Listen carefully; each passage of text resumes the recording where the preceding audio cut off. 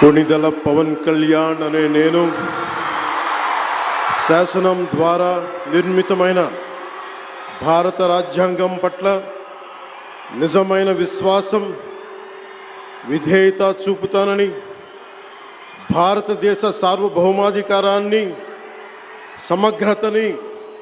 కాపాడుతానని, ఆంధ్రప్రదేశ్ రాష్ట్ర మంత్రిగా నా కర్తవ్యాలను శ్రద్ధతో, అంతఃకరణ శుద్ధితో నిర్వహిస్తానని, భయం కానీ, పక్షపాతం కానీ,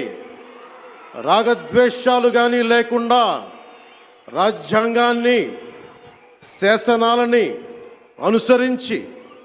ప్రజలందరికీ న్యాయం చేకూరుస్తానని